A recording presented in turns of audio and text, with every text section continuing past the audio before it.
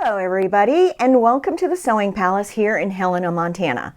And for today's sewing club, we are going to show you how to decorate your house for the upcoming holiday season.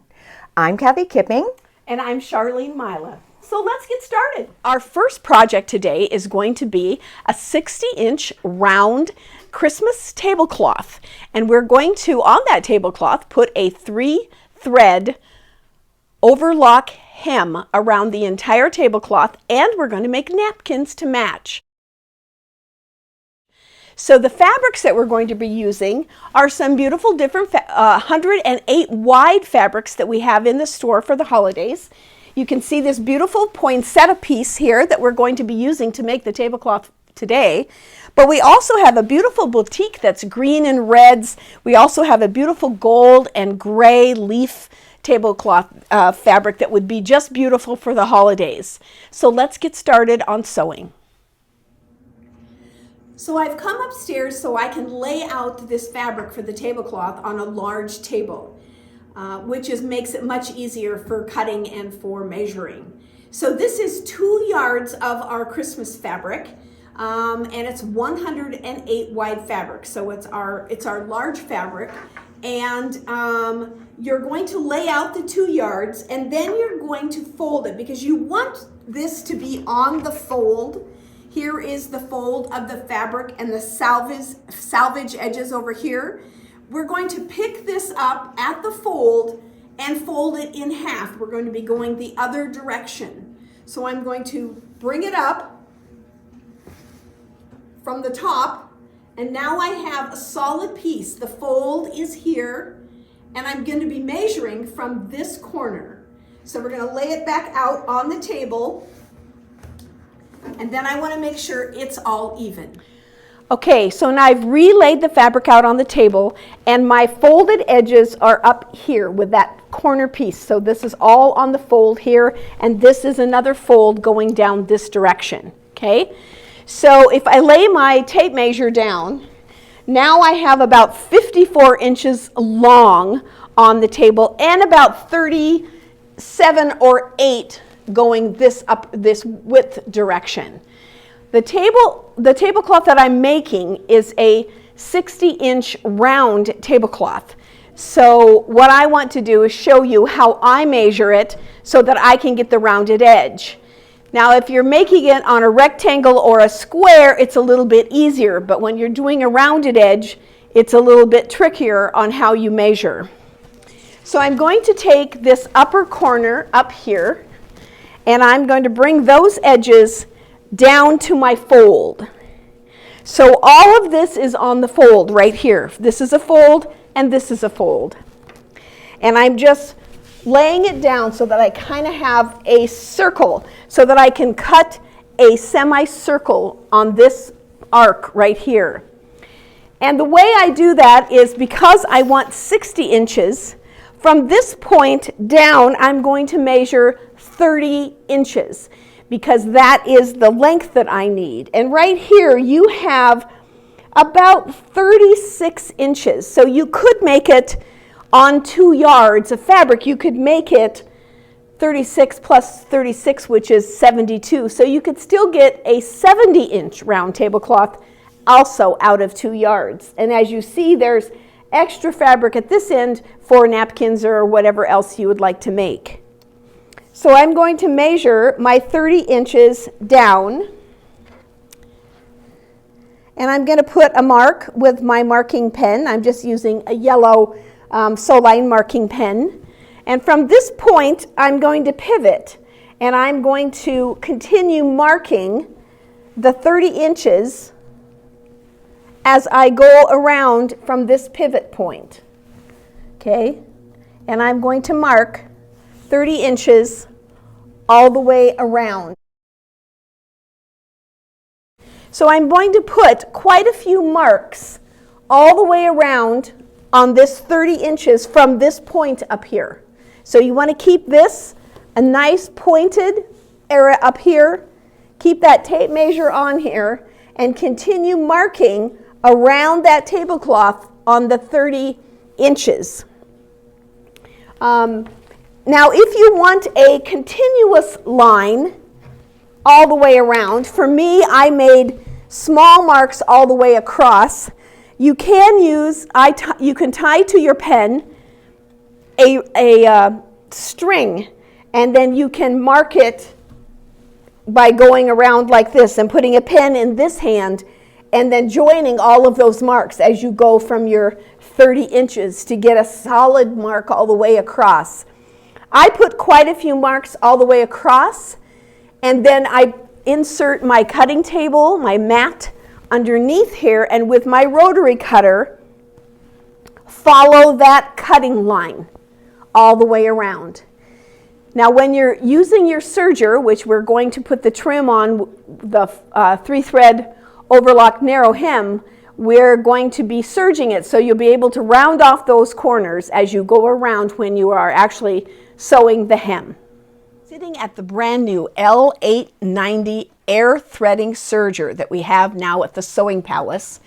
This machine is an extremely wonderful Bernina creation.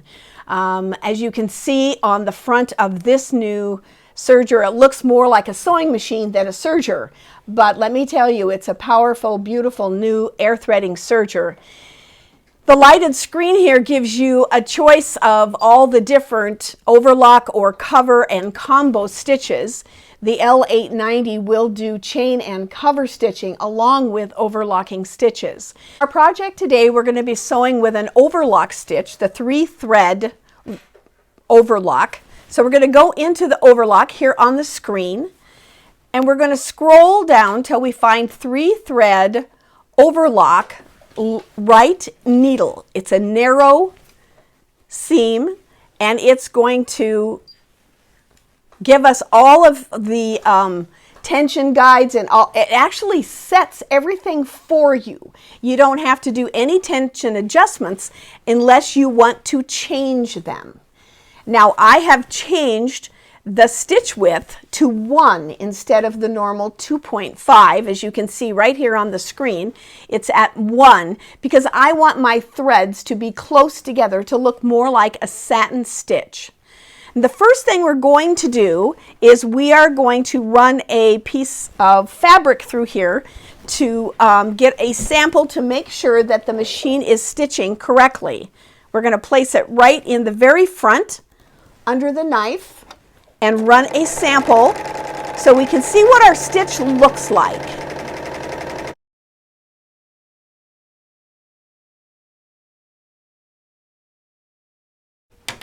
And that's exactly what we're looking for, a nice satin looking stitch using a poly yarn in both our upper and looper threaders. Our next step is to make the napkin. We're going to use a 16-inch round circular pattern.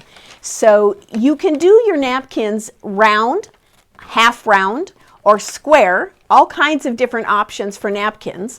The one I've chosen to do today is a half round of a circle, and it is a 16-inch template circle that I made with the circle cutter.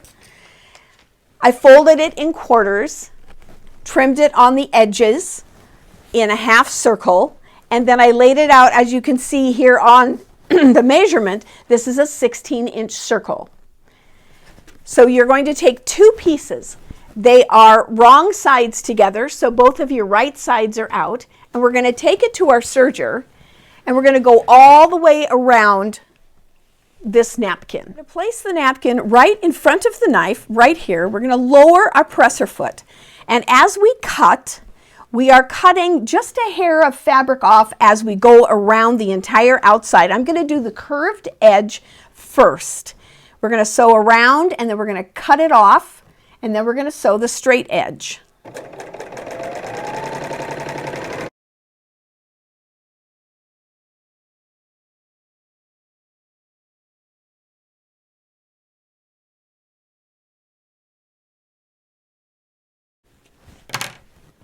See how quickly and beautifully that makes a beautiful satin stitched edge around the curve.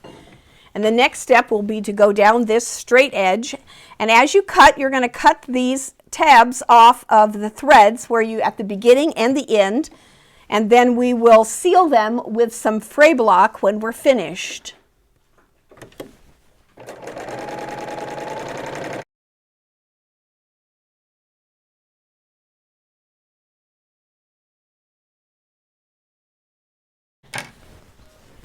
Isn't that beautiful? What a beautiful edge that is.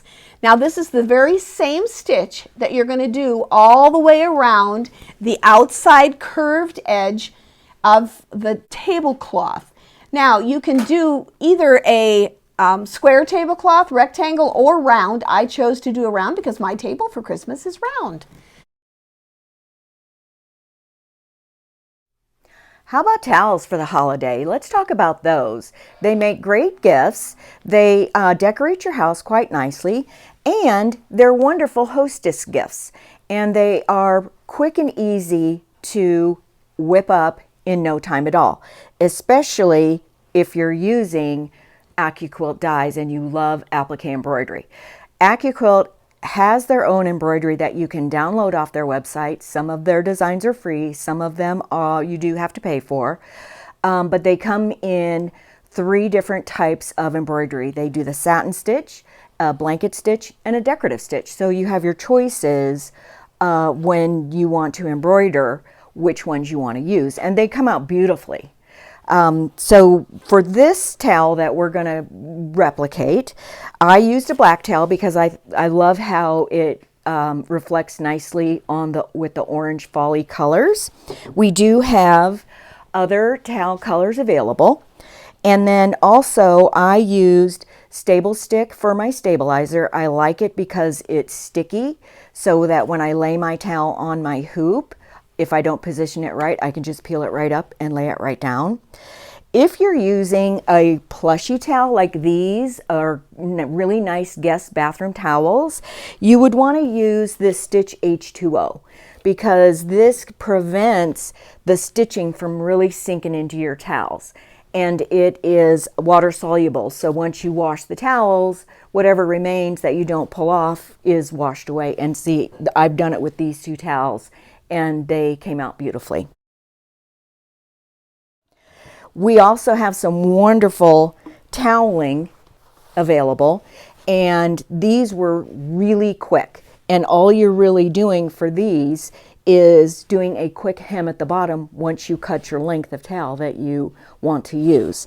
And we have a couple of different holiday themed embroidery cards from OESD available in the store that we used.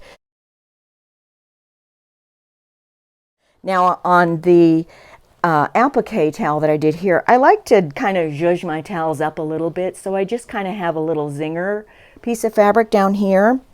So for today, what I'm going to use is, I just used a charm pack that I had of the All Hallows Eve because I was really excited when we got this fabric line in. And then I just kind of cut a little piece of zinger off of the fabric just to put at the bottom of the towel that we're going to be demoing right now. So let's go ahead and cut our pieces that we're going to use on our towel. Okay, so today for this towel we are using the Go Fall Medley die, and it has on here a pumpkin, 2 leaves, and an acorn, and it's a really fun die to work with. So what I've already done is I've gotten my squares, and I have already put the steam-a-seam on the back, because you do really want to use your steam-a-seam. So we have it by the yard, and if you do a lot of applique, this is very good to get by the yard, or we do have them in single packages if you need them. So what I'm going to do is just put my squares, and you just leave the backing, one of the backings on from your steam-a-seam. And I've got my 1 square on my pumpkin, and I'm going to actually do 2 leaves for this towel. And then I'm going to run it through. I'm going to move my steam-a-seam here, and I'm going to run it through my die here. And it's fast and easy. And you can do, I think it's 4 layers if you have steam-a-seam in there. Normally you can do 6 layers of fabric, but if there's steam-a-seam in there, you do 4. And as you can see, I've got a perfect pumpkin. And I've got my 2 different oak leaves. So we're going to make something fun on that towel, or a different towel with those cutouts. So I'm getting my machine ready to get it set up for embroidery, and today I am using our 590. I have got the 26 foot on here, and I have filled my bobbin with the bottom line thread. I like to use this thread because if it doesn't matter what the back looks like from a color perspective, this is a great thread because there's not a lot of lint that's generated. It won't gook up your bobbin. So I've got that in my bobbin. So I want to go ahead and show you how easy it is to pull the designs that I have downloaded from AccuQuilt, and they're on my USB stick that I've already got in the machine. And so I'm just going to go into my folders and go to where I have my AccuQuilt designs, and they're in my folder that is not labeled. Anyway, what you will have is, because there are 3 different types of embroideries, as I said before, the satin, the decorative, and the blanket stitch, you want to make sure you're pulling in the right one that you like. So I prefer the satin stitch. So I'm going to pull in my satin stitch pumpkin. And I am going to, because my towel is directionally going the other way in my hoop, I am going to rotate my pumpkin at 90 degrees. And I'm just kind of going to leave them there because at this point I'm just kind of designing what I really want to embroider on my towel. So I've got a couple of leaves I want to do. So I'm going to go and do the maple leaves with the satin stitch. And you can see they're going to go right on top of the pumpkin, but that's okay because what you're going to do is you want to move it. I like to move it up. And then I want the other leaf on here. So I'm going to do the same design, but I want to rotate this leaf as well, just a little bit, so that he kind of sits under the pumpkin. Now, if you have plus features in your machine, what you can do is if you see right now, the leaves are covering up the pumpkin, but you can resort your layers of designs and say you want that pumpkin to stitch last because you want him to be on top of the 2 leaves, or at least I do. So I'm going to go to the pumpkin, and in my information, I'm going to breadcrumb back. I'm going to change the sequencing of where he sits. So I need to move him up. So he's not going to be 2. So you can see leaf 1, pumpkin, and I hit it again, and so now he's number 3. He sits number 3. So I have leaf 1 and leaf 2. And then at the bottom you see it all combined. It looks a little weird on the screen right here, but I will tell you it'll stitch out beautifully. As you have seen, I have got my design all ready to go that I would like to embroider, but you can see that these individual applique motifs are large, and for the oval hoop it fits very tightly in there. If you wanted to add the acorn or more leaves, you would need to go into a larger hoop. Okay, so I have gotten my towel in my hoop, and like I said earlier, I just used the Stabil stick because I like the way that it works. It's got the stickiness so that if you can place your towel quite easily on here, and if you don't get it right, you can just peel it right off. So here we go. Let's go ahead, and it's going to stitch out the placement design for our first leaf. So let's go ahead and do that.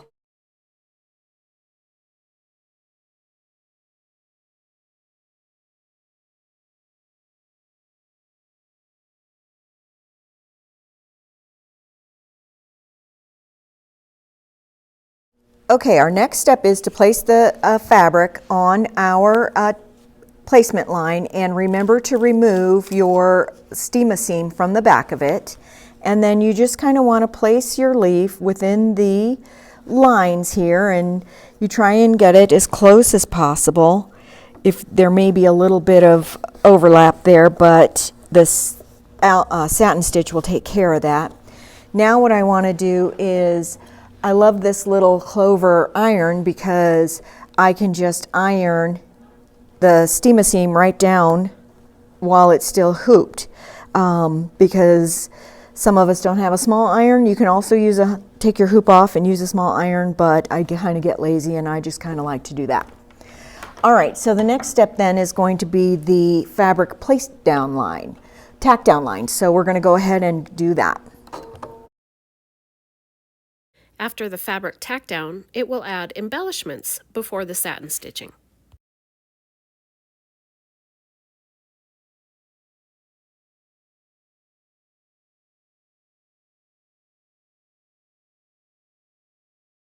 So this one we're going to start with another placement line.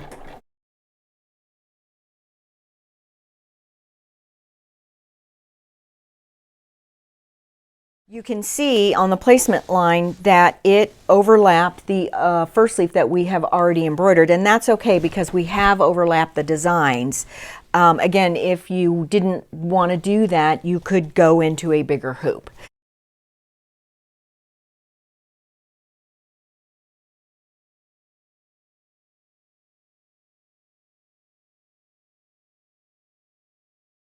Going to iron this in like we did before to kind of seal it down.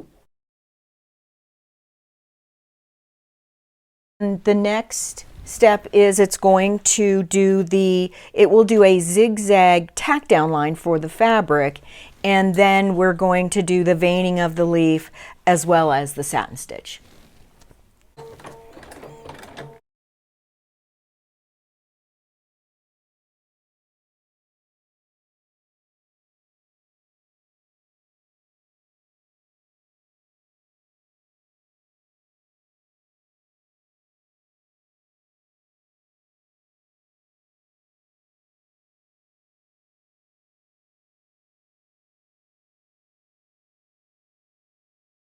Okay, we're on our final element of our towel design, and I do want to say that it's going to stitch down the placement line, and it will go over quite a bit of the leaves that we've already embroidered. So, but that's okay because that's what the design that we created is.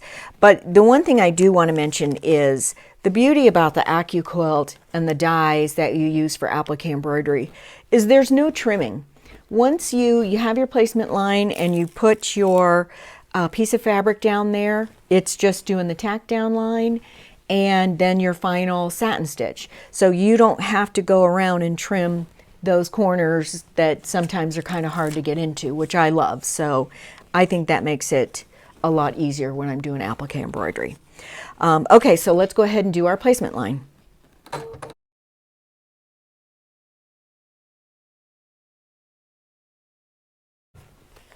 Okay, and I'm going to place my pumpkin, and I've already tore off the other side of the steam seam, and I'm going to put him right where his lines are. Looks pretty good. Use my handy iron tool in the hoop. Okay, and we're ready to go. Okay, so now we're done with the embroidery part, and as you can see that even though we have overlapped some of the applique pieces, it's still stitched out beautifully. So now let's get this out of the hoop and we'll add the zinger to it. Adds a little pop. Okay, so now I'm going to show you about just adding a little what I call a zinger to kind of zhuzh up your towel a little bit. I just really cut a 3.5 inch strip here, and this is like a half width of fabric, which fit perfectly for this towel. And then I just turned it under 1/4 inch at the top and the bottom. So now I've laid it on my towel and I've measured it up about 2 3/4 from the bottom, just to kind of give me a nice evenness down here. And then I've got it pinned. So now what I'm going to do is I'm going to sew it on, and what I've got is my 10-foot on here. I love the 10-foot because when you're doing top stitching, it has the guide in the center. So what it'll do is it'll run along the edge of my fabric, but I can move the needle in to the left and sew it in kind of an even stitch. Okay, so I'm going to go ahead and on the sides here, I just fold it under a little bit because I'm never really sure how much I need on each end. So I just fold it over to get me started. So I've got this folded over, and I moved my needle over 3 positions, and we're going to go ahead and just kind of stitch around the outer part of the zinger.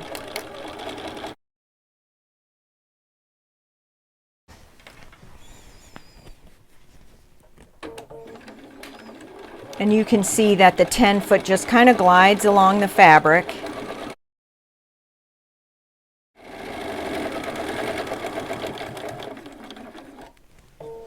All right, that takes us down to the end of our project, and as you can see, what a fun, beautiful towel that we've made. Thanks for joining Kathy and I today for Sewers Club. We were really happy to have you with us. Join us on Tuesday, October 27th for our Facebook Live Sewers Club. We have a lot more to share with you, lots of projects, Christmas and Thanksgiving. So watch for Facebook Live. At 1 o'clock. Thanks for joining us.